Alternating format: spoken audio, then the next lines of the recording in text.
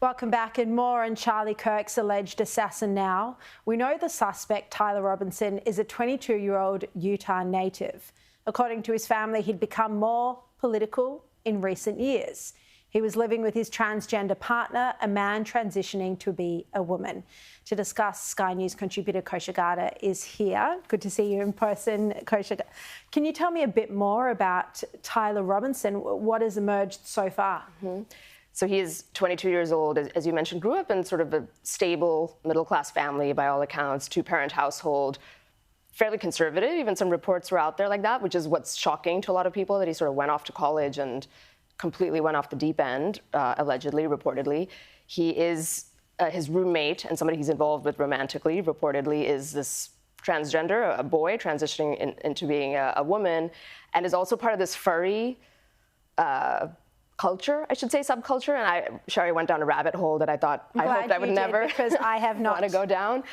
It's a whole other, because the inscriptions that he had on the casings of the 3 bullets, one of them is this weird meme that's apparently a thing in that culture that nobody else would know about. So there's some Can you weird... explain to our audience what that means? It basically means, from what I understand, that it's people who have some kind of attraction, sexual attraction to anthropomorphic animals. That's basically at the high level what it is, and those words or memes that were on the bullet casings are some sort of nod to that, and there's photos of the roommate in that kind of like animal sort of garb. So it's very weird, to say the least. That's the best word I can think of. Interestingly, the roommate is actually cooperating with the FBI, whereas Tyler is not.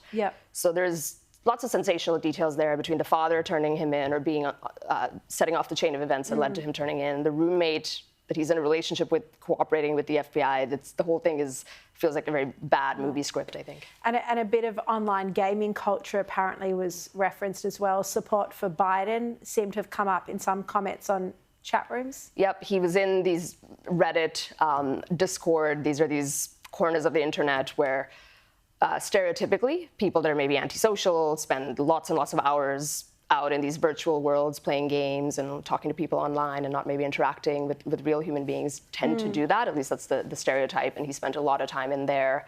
The FBI supposedly is going through megabytes and megabytes of chat logs to try and piece together who else was involved or maybe knew in some way, or ginned up this type of hatred. And it might be a broader case in that sense beyond just him.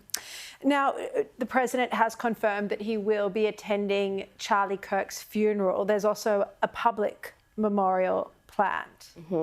It's really been fascinating where so many memorial services are just popping up organically around the country, across the world. There was something at the Kennedy Center, which Trump, of course, took over today, and many people in the cabinet and in Congress gave beautiful eulogies. And then there's going to be this huge 60,000 capacity stadium, State Farm Stadium, that's going to have his memorial service where he'll speak. This one, obviously, for all the reasons, it feels like a switch has flipped, I think, in the culture. There's a palpable change that's happened with how people are galvanizing. All major sporting events are giving moments of silence for him. It's really transcending into the culture more broadly. And then on top of that, he was a friend, personally, to Trump, to Vice President Vance, who carried the coffin along with the other armed military members who did that. So it's very personal for them, and I think they will be there and give eulogies, and this is going to go on for some time. I mean, the fallout it's been so shocking every day, and you wake up and you think about what happened and you replay the graphic image in your mind, and you think how close the president came to this same fate. I think we haven't really properly comprehended that as a society, how close the president came to being killed. So true. And the visual aspect of it in this world that we live in, where you're in public events and there's a million smartphones recording it, that footage, even if people censor it or blur it later, it's out there. And once you see it, you can't unsee it. I will never unsee it. I saw it. And that would have possibly been the president's fate in front of the entire world.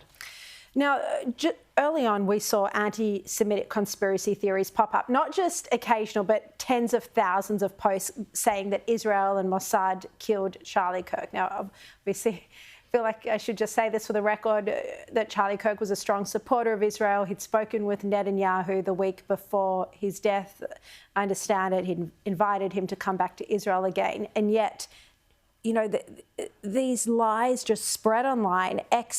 put out a statement saying we will continue to stand against violence and censorship, ensuring this platform amplifies truth and open dialogue for everyone. But that's not truth. It's feeding dangerous conspiracies. I think there's a couple things going on. So one is trust in the FBI is at an all-time low. I would say it's less than zero with half the country on the right, where they're just not seen to be doing things quickly. We still don't have answers for so many things, from the Epstein files to details on Butler and the assassination to Stephen Paddock and everything else. So when there's a void or the public is not satisfied with that, theories and conspiracy theories fill. I think the second dynamic is Gen Z.